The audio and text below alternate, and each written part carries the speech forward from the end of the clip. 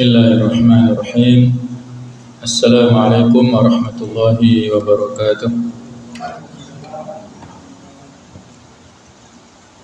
Alhamdulillahilladzi hadana lihada wa ma kunna linahtadiya laula an hadanallah.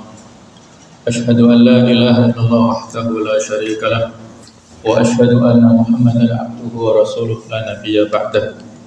Allahumma salli wa sallim ala habibina wa qudwatina wa maulana Muhammad wa ala alihi wa sahbihi wa man sara ala nahjihi wa da'a bi da'watihi ila yaumil qiyamah. Allahumma inna nas'aluka ilman nafi'a wa na'udzubika min ilmin la yanfa'. Subhanaka la ilma lana illa ma 'allamtana innaka antal alimul hakim wa tub 'alaina innaka antat tawwabur rahim. Rabbi shrah li sadri wa yassir li amri wahlul 'uqdatam min lisani yafqahu qawli, amma ba'd. Para jamaah, Bapak Ibu sekalian rahimakumullah. Marilah kita lanjutkan pada kesempatan ini tafsir Al-Munir, yaitu kita sampai pada tafsir surah Ali Imran ayat ke-45 sampai dengan 51, di mana pada ayat-ayat ini Syekh Wahb As-Suhaili memberikan judul yaitu Kisah Isa alaihissalam, kisah tentang Nabi Isa alaihissalam. A'udzu billahi minasyaitonir rajim. Id qalatil malaikatu ya Maryam innallaha yubashshiruki bikalimatin minhu ismuhul masihu Isa ibn Maryam wajihan fid dunya wal akhirah wa minal muqarrabin. Ingatlah wahai Nabi Muhammad, idqalat, ketika berkata para malaikat, ya Maryam, wahai Maryam, innallaha yubashshiruki, sesungguhnya Allah menyampaikan kabar gembira kepadamu, bi kalimatin minhu, tentang sebuah kalimat atau firman darinya, yaitu seorang putra, ismuhul Masih Isa bin Maryam, yang namanya adalah Al-Masih Isa putra Maryam, wajihan fid dunya, seorang yang terkemuka di dunia, wal akhirah, dan di akhirat, wa minal muqarrabin, dan termasuk orang-orang yang didekatkan kepada Allah Subhanahu wa ta'ala.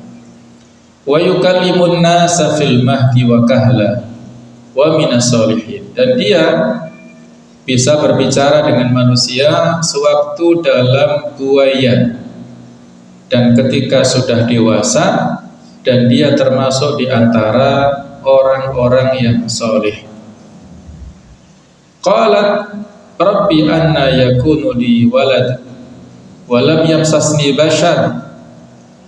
Dia Maryam berkata, wahai Tuhanku, bagaimana mungkin aku akan mempunyai anak padahal tidak ada seorang laki-laki pun yang menyentuhku.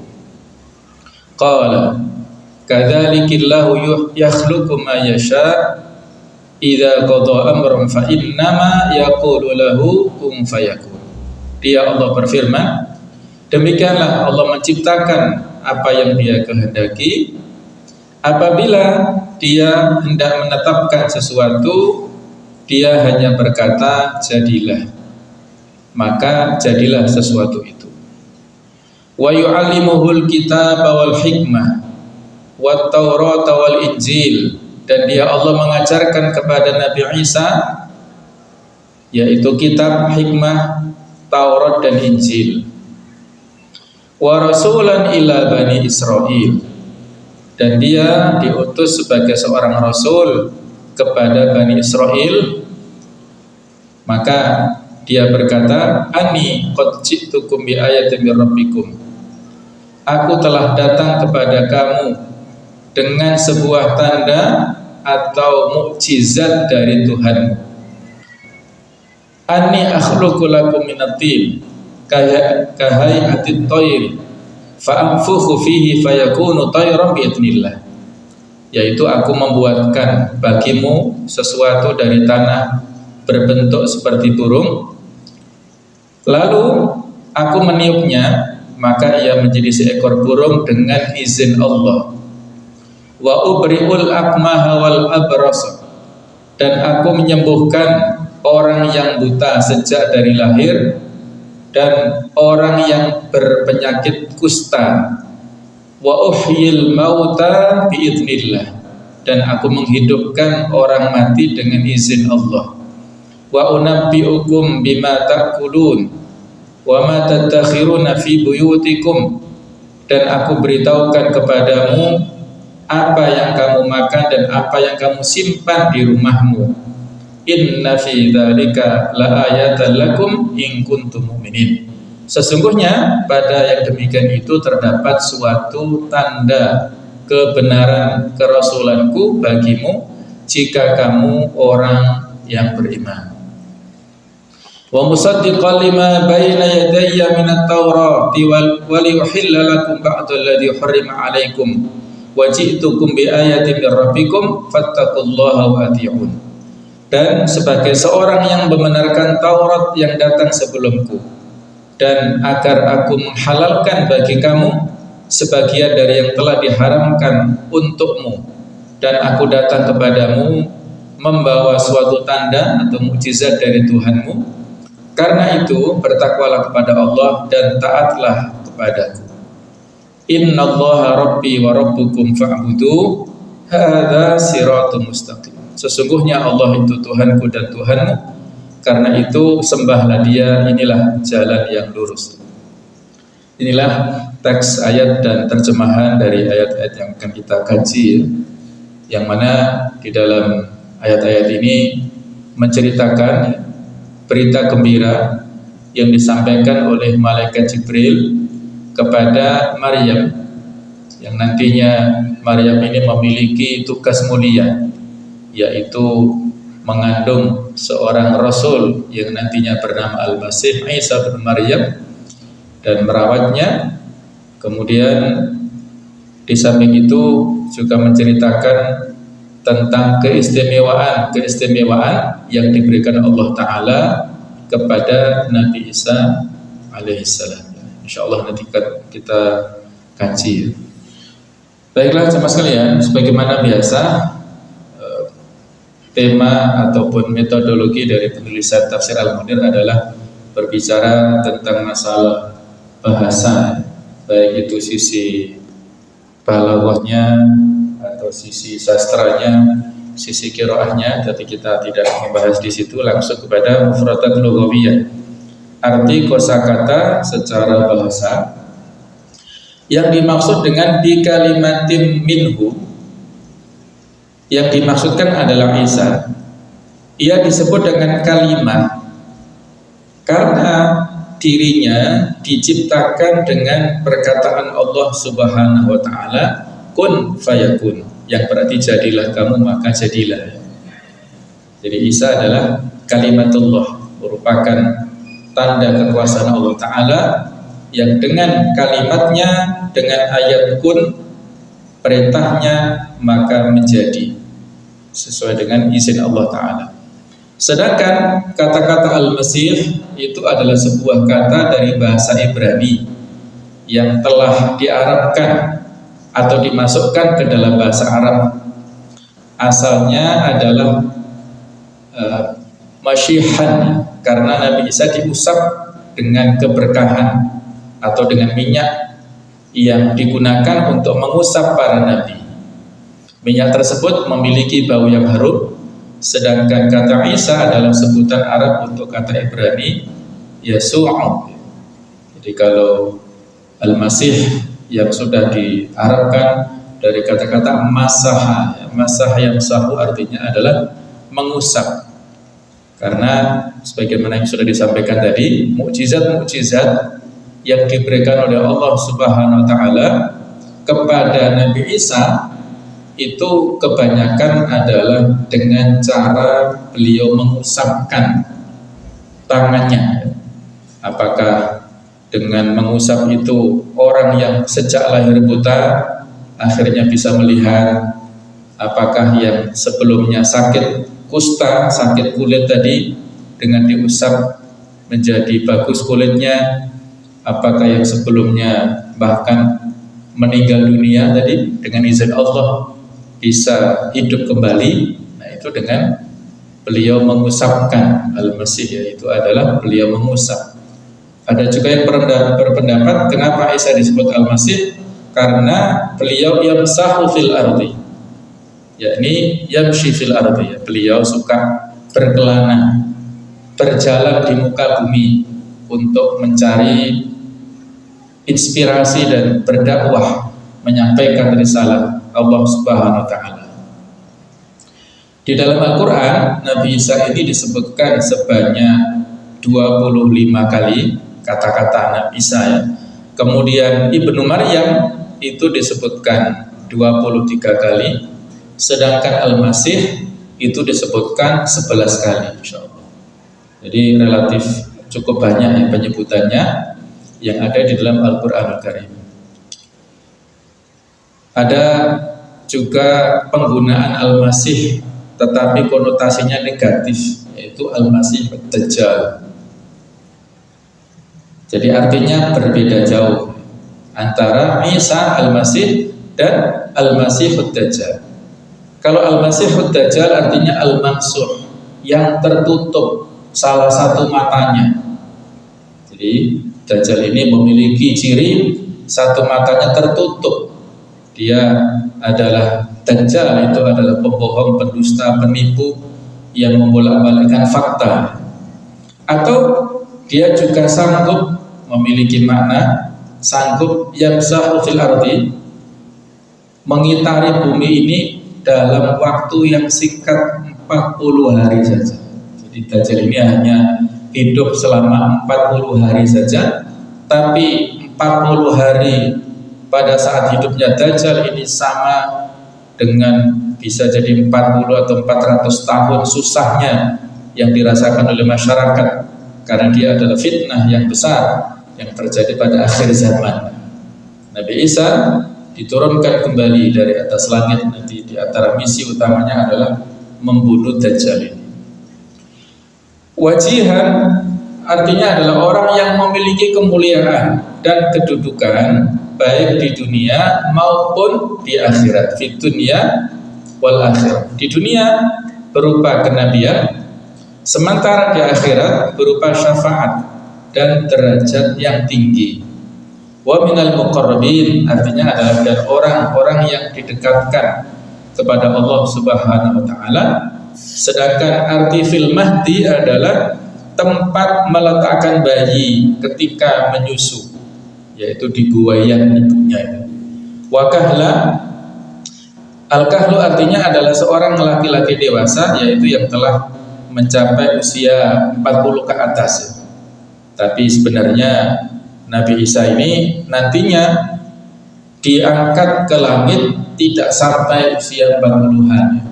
Ya mungkin hanya sekitar 32 tahun ya. Sama dengan Nabi Yahya pada saat dibunuh, itu juga usianya 32 tahun. Nabi Isa diangkat ke langit, diselamatkan Allah Ta'ala karena dikejar-kejar ingin disalib oleh orang-orang Yahudi.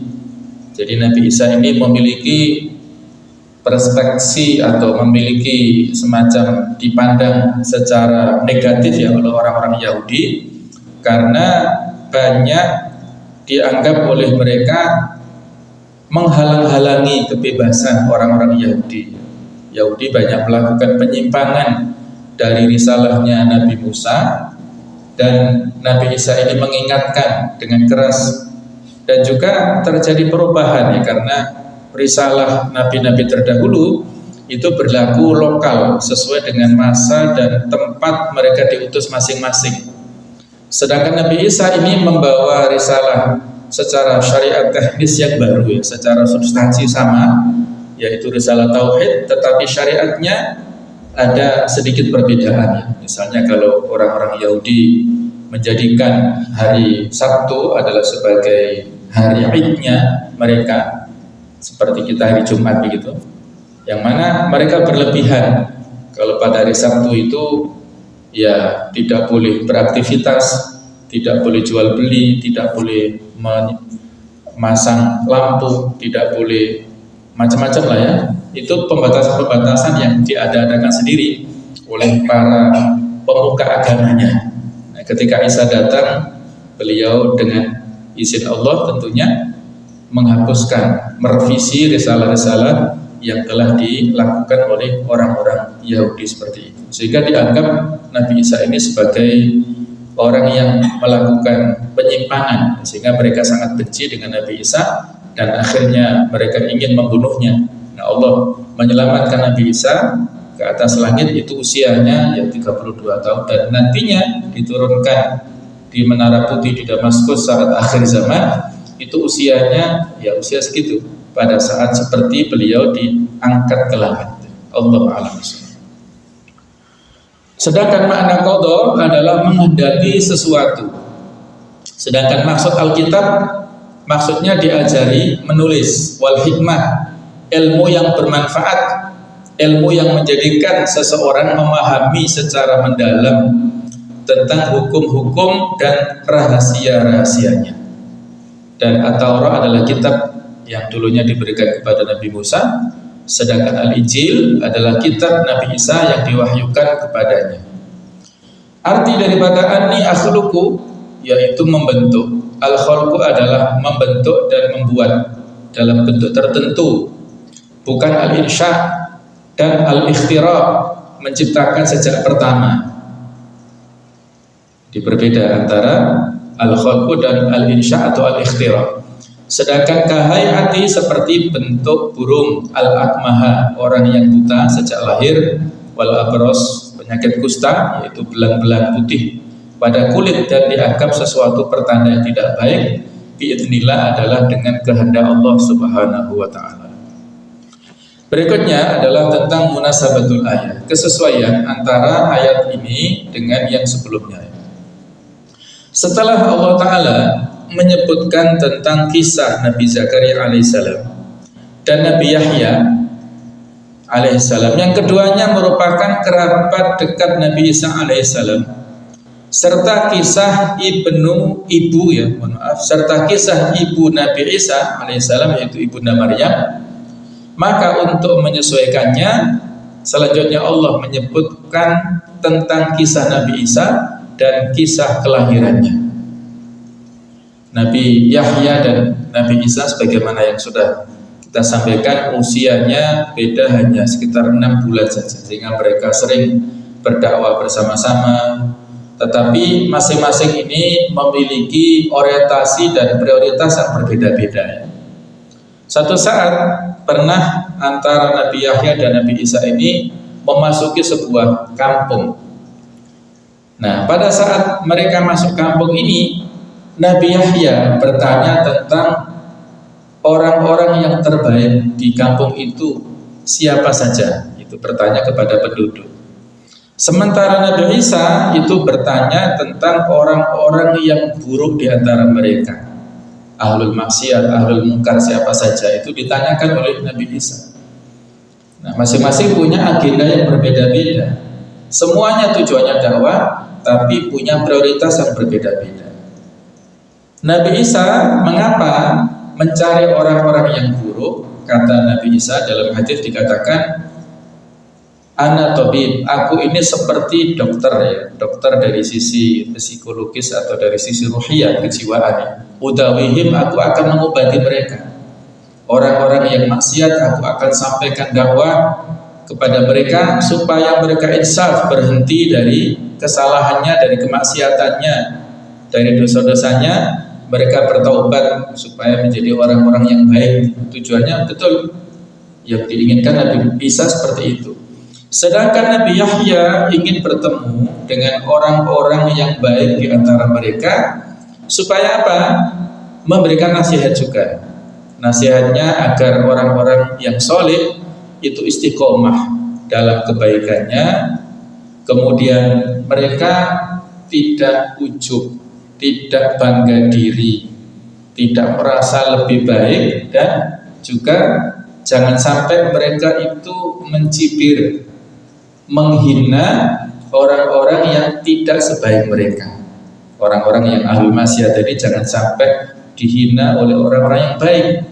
Nah, jadi memang masing-masing punya tujuan stressing dakwah yang berbeda-beda, punya kelebihan masing-masing. Nabi Yahya itu dari sisi hikmah ataupun kebijakannya yang luar biasa. Kalau Nabi Isa adalah dari sisi ketegasannya, yang kalau ilustrasi saya Nabi Yahya mungkin mirip seperti Nabi Harun ya, Nabi Isa mirip seperti Nabi Musa, kurang lebih seperti itu ya. Masing-masing punya kelebihan. Baiklah, berikutnya tentang tafsir dan penjelasan, tafsir wal bayan yang dibahasakan oleh Syekh Wahbah Suhaili. Sebutkanlah wahai Nabi Muhammad, sebutkan kepada kaummu tentang kisah malaikat Jibril ketika berkata kepada Maryam, sesungguhnya Allah Subhanahu wa ta'ala menggembirakan wahai Maryam dengan Isa yang disebut dengan Al-Kalimah. Dengan kata lain, Allah Ta'ala menggembirakanmu dengan sosok ciptaannya. Hal ini sebagai sebuah penegasan bahwa penciptaan Isa tidak secara wajar seperti umumnya manusia yang lain, sehingga ia memang berhak untuk menerima sebutan ini. Meskipun begitu, pada kenyataannya seluruh makhluk diciptakan dengan firman Allah Ta'ala kun fayakun, seperti yang disebutkan setelah kisah penciptaan Isa, yaitu di surat Ali Imran ayat 47 tadi, yang artinya apabila dia hendak menetapkan sesuatu, maka dia hanya berkata kepadanya jadilah, maka jadilah sesuatu itu. Hal yang sama juga disebutkan di ayat lain, yaitu surat Yasin 82. Sesungguhnya urusannya apabila dia menghendaki sesuatu, dia hanya berkata kepadanya jadilah, maka terjadilah sesuatu itu. Jadi antara penciptaan seluruh makhluk dengan Isa sebenarnya sama ya, tetapi di sini ada stressing yang disampaikan dalam proses penciptaan Isa karena memang tidak sebagaimana lazimnya manusia pada umumnya. Akan tetapi memang menurut kebiasaan yang berlaku, sesuatu dinisbatkan atau dikaitkan dengan sebab-sebab yang biasa berlaku. Penyebutan Nabi Isa alaihissalam dengan sebutan Al-Kalimah merupakan sebuah bentuk majaz. Majaz adalah metafora, kiasan. Seperti ayat, sungguh Al-Masih Isa putra Maryam itu adalah utusan Allah dan yang diciptakan dengan kalimatnya yang disampaikannya kepada Maryam. Sedangkan yang dimaksud dengan al-malaika dalam ayat ini adalah malaikat Jibril. Berdasarkan ayat di surat Maryam ayat 17, artinya lalu dia memasang tabir yang melindunginya dari mereka, lalu kami mengutus roh kami yaitu Jibril kepadanya, maka ia menjelma, dia menampakkan diri di hadapannya dalam bentuk manusia yang sempurna. Tentang kenapa penyebutan malaikat di sini menggunakan bentuk kata jamak yaitu al-malaikah, bentuk kata jamak dari kata malak. Kalau malak artinya satu, malaikat, sedangkan al-malaikah adalah jamak. Karena Jibril adalah pimpinan para malaikat. Kalau dalam ilmu balaghah disebut majaz mursal, menyebutkan semua tapi yang dimaksudkan adalah sebagian. Artinya Jibril sebagai pimpinan para malaikat mewakili keberadaannya dengan malaikat-malaikat yang lain.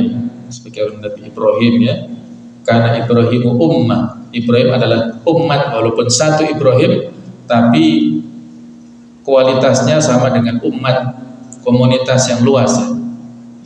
Kurang lebih seperti itulah Jibril di sini, walaupun sendiri tetapi disebut al-malaikah, yaitu para malaikat yang dimaksud adalah Jibril itu sendiri. Sedangkan namanya Ismuhu Al-Masih yang datang untuk menghilangkan kezaliman, memberi hidayah kepada manusia dan menyebarkan rasa persaudaraan yang tulus dan benar di antara mereka. Kata Al-Masih menurut bahasa mereka merupakan sebuah julukan yang bersifat ujian bagi seorang raja. Namun kerajaan Isa tidak dalam bentuk kerajaan seperti yang telah diketahui bersama, tidak secara fisik ya, tetapi dalam bentuk kerajaan spiritual, kerajaan rohani.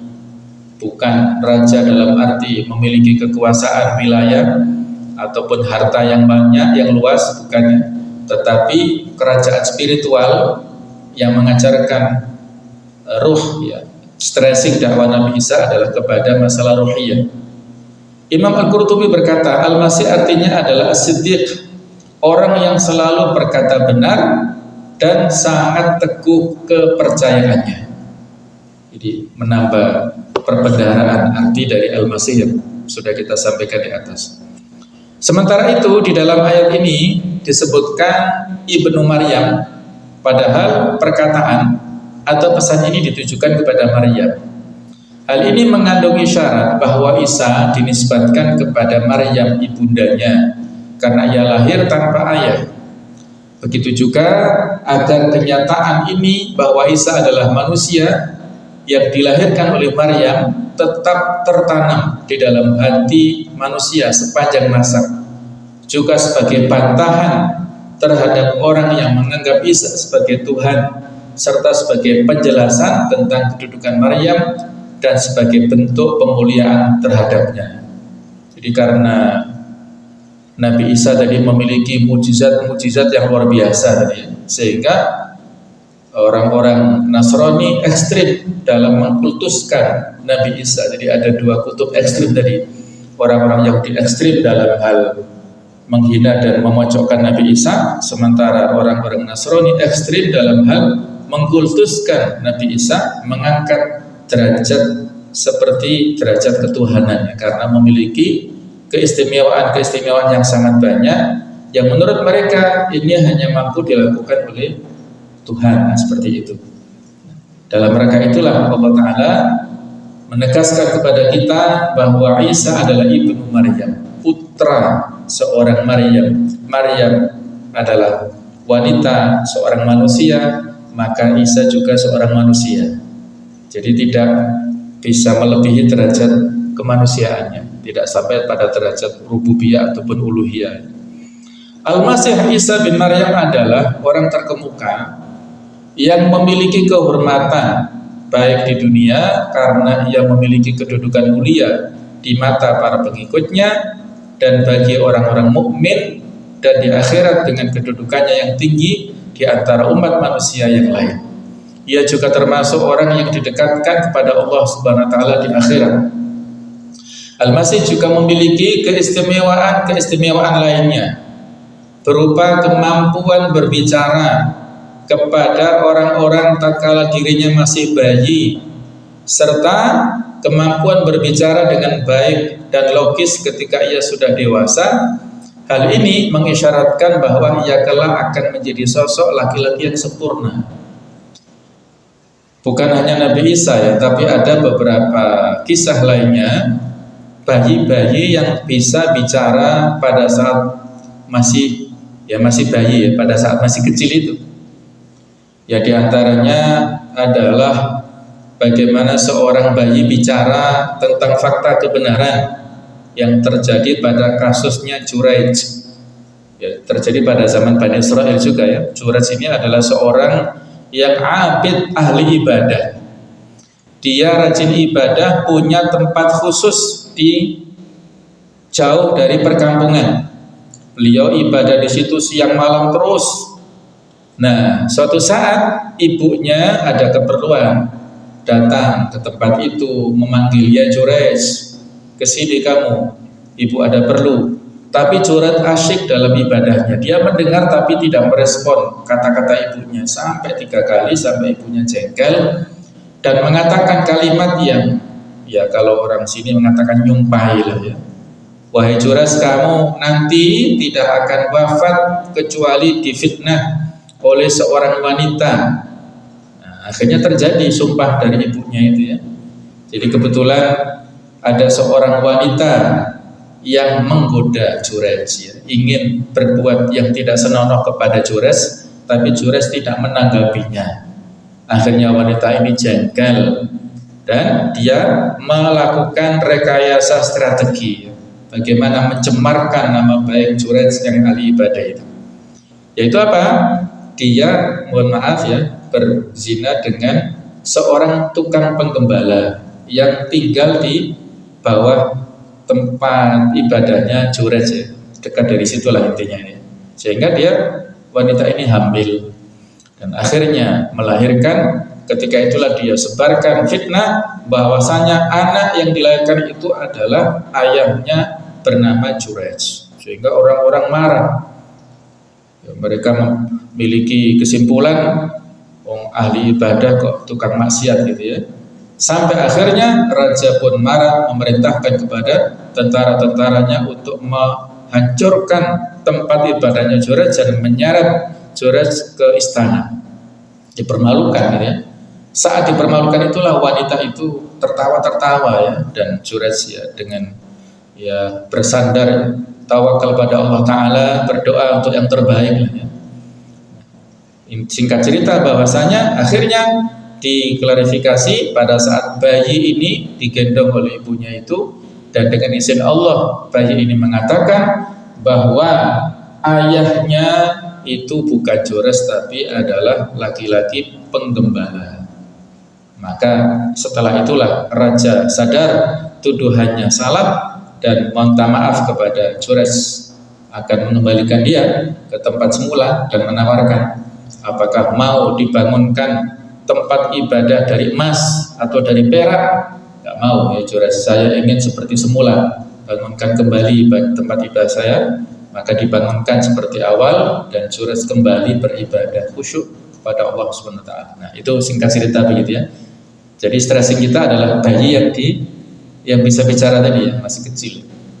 Ada juga bayi yang saat masih kecil itu bisa bicara, yaitu pada kisah Ashabul Ukhdud, yaitu kisah yang panjang di hadis Riyadhus Shalihin ya, tentang Al-Ghulam wa Ashabul Ukhdud, kisah seorang anak kecil yang pada saat dia berjalan ya, mau belajar, dilematis antara rahib dan si sahir, tukang sihir. Dia bolak-balik datang kedua orang ini. Nah, akhirnya dia lebih tertambat hatinya kepada rahib, kepada pendeta, kepada ulama. Akhirnya apa? Dia bertemu dengan ular yang besar sekali ya, dan dia ingin membuktikan siapa di antara ajaran tukang sihir atau rahib ini yang benar di sisi Allah. Maka dia mengambil sebuah barang ya, kemudian dia sebelum melempar, kalau perkara yang diajarkan oleh rahib kepada saya itu lebih benar daripada yang diajarkan oleh sahir, maka bunuhlah binatang ini ya Allah. Dia berdoa seperti itu dan dengan izin Allah binatang itu mati. Nah, jadi dia mengajarkan kebaikan dan kemudian ditangkap oleh raja karena dia tidak mau menyembah kepada raja yang mengaku sebagai Tuhan. Kemudian dia diancam. Raja akhirnya membawa si ghulam ini, si anak kecil ini ke atas gunung atau ke lautan dulu ya, ke lautan dulu untuk dilemparkan ke sana. Ternyata sampai di sana ada badai yang sangat besar, membuat para tentara yang mengawal kecemplung ke laut semuanya, mati semuanya, dan dia hanya sendirian yang selamat kembali ke raja. Kemudian dibawa ke atas gunung. Sampai ke atas gunung, para tentaranya tewas karena gunungnya bergetar ya, dan menewaskan, menjatuhkan tentara-tentara, dan dia sendiri yang selamat sampai ke raja. Dan akhirnya dia menyampaikan, wahai raja, Anda bisa bunuh saya, tapi dengan syarat begini-begini ya. Kumpulkan seluruh masyarakat di suatu tempat yang luas, ikatlah tangan saya dan ambillah satu biji anak panah dari saya, dilempar nanti oleh ahli memanah. Tapi sebelum melempar, katakanlah kata-kata Bismillahirrahmanirrahim, dengan nama Allah, Rabb, Tuhan si anak kecil ini. Diikuti, dilakukanlah petunjuk itu karena sudah susah ya, raja sudah kehilangan akal. Akhirnya terjadilah peristiwa tersebut. Sebelum dilemparkan oleh anak panah, oleh Al-Gujo, oleh yang ahli dalam bidang itu, si ahlinya itu mengatakan Bismillah Rabbil Gulam. Nah, ketika itu dipanah dan kena pelipis si anak kecil ini dan akhirnya tewas. Orang-orang pada saat itu langsung mengatakan amanna bi Rabbil Gulam, ya Allah, kami beriman dengan Tuhannya anak kecil rame-rame. Raja semakin bingung ini. Ini sudah meninggal tapi satu orang meninggal tapi digantikan oleh masyarakat yang menyaksikan saat itu. Sehingga raja membuat parit yang besar dan meletakkan batu-batuan ataupun kayu-kayu dan api yang besar ya dinyalakan di sana. Siapapun dari masyarakatnya yang tidak mau kembali kepada agamanya raja, tidak mau menyembah raja, maka akan dilemparkan situ. Itu kisah Ashabul Ukhdud di sana. Nah, tersebutlah ada seorang ibu yang menggendong putranya ragu-ragu mau nyemplung atau tidak karena dia kasihan terhadap putra kecilnya ini. Maka dengan izin Allah, anaknya mengatakan kepada ibunya, ya umma isbiri fa innaki alal haq, wahai ibuku, bersabarlah, sesungguhnya engkau berada pada kebenaran. Akhirnya ibu ini mantap untuk melemparkan dirinya dan anaknya di parit yang penuh dengan api tadi ya. Itu kisah yang bisa kita baca di tafsir surah Al-Buruj bisa, kemudian di hadis-hadis sahih juga lengkap sekali. Kurang lebih seperti itulah ya kita stressingnya pada anak kecil ini yang bisa bicara saat bayi. Ada lagi dalam hadis dikatakan seorang ibu yang menggendong putranya. Terus dia berdoa karena saat itu sedang berinteraksi bertemu ya di sebuah komunitas gitu. Ada seorang laki-laki yang gagah, yang ganteng, yang pokoknya ideal lah gitu ya. Maka dia berdoa, ya Allah jadikanlah anakku ini seperti dia. Nah, tapi tanpa dia kira putranya masih kecil itu bisa bicara. Ya Allah, jangan kabulkan doa ibu, jangan jadikan aku seperti dia. Ibunya kaget. Kenapa? Katanya dia itu dohirnya saja bagus ya, penampakan fisiknya saja yang bagus, tapi akhlaknya, budi pekertinya dan ibadahnya dan lain-lain itu tidak soleh intinya gitu ya. Kebalikannya pada momentum yang lain ada seorang wanita yang dituduh oleh masyarakat sebagai pezina, yang dibully dan sebagainya, padahal wanita ini tidak melakukan. Maka ibu ini memohon, ya Allah jangan jadikan anakku seperti dia yang ahlul maksiat. Maka si anak mengatakan, ya Allah jadikan aku seperti dia. Nah, ibunya kaget, kenapa? Ternyata sebenarnya wanita ini terbebas dari segala tuduhan yang disampaikan oleh orang-orang di sekitarnya. Artinya dia adalah wanita solihah, tapi kena fitnah sehingga dituduh menjadi orang yang pelaku maksiat. Kurang lebih seperti itulah ya. Allah Ta'ala berkenan untuk membela hamba-hambanya yang berhak dibela, yaitu dengan cara-cara yang di luar kebiasaan manusia pada umumnya, dengan menjadikan anak kecil yang belum mampu secara lazimnya, tapi Allah memberikan kemampuan untuk bicara. Allahu a'lam. Abdullah bin Abbas mengatakan, kemampuan bicara yang dimiliki oleh Nabi Isa alaihissalam semasa ia masih bayi hanya sebentar saja, yaitu hanya mampu mengucapkan kata-kata seperti yang dikisahkan Allah Ta'ala kepada kita. Kemudian setelah itu ia tidak mampu lagi untuk berbicara hingga mencapai usia anak yang pada umumnya bisa bicara. Biasanya bayi yang mampu berbicara tidak bertahan hidup dalam jangka waktu yang lama. Jadi inilah pendapat analisa daripada Abdullah bin Abbas yang kita kenal. Beliau adalah merupakan ahlu ta'wil ya, orang yang ahli dalam bidang tafsir, mengetahui sesuatu yang tidak diketahui oleh para ulama lainnya. Allahu a'lam. Ia juga termasuk orang-orang yang soleh yang diberi karunia oleh Allah berupa kenabian, keistiqomahan dan kesolehan diri. Tatkala Bunda Maryam diberi berita gembira tentang Isa yang memiliki sifat-sifat yang telah disebutkan, maka ia merasa heran dan berkata, bagaimana saya bisa memiliki anak padahal saya tidak bersuami?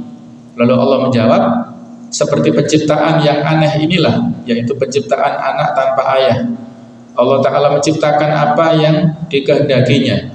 Allah menciptakan langit, bumi, menciptakan Nabi Adam dari tanah tanpa ayah dan ibu, serta menciptakan seluruh makhluk yang ada tanpa melalui sebab atau cara yang bisa dicerna.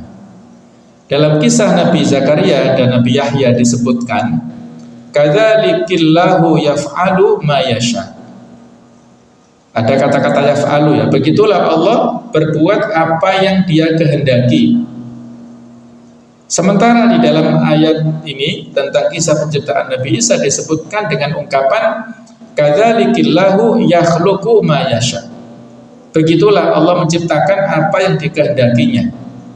Jadi kalau kisah Nabi Yahya yang bisa lahir ya dari seorang rahim wanita yang sudah tua, Allah mengatakan yaf'alu ma yasha, sedangkan kisah Maryam yang melahirkan tanpa suami itu Allah mengatakan yakhluqu ma yasha.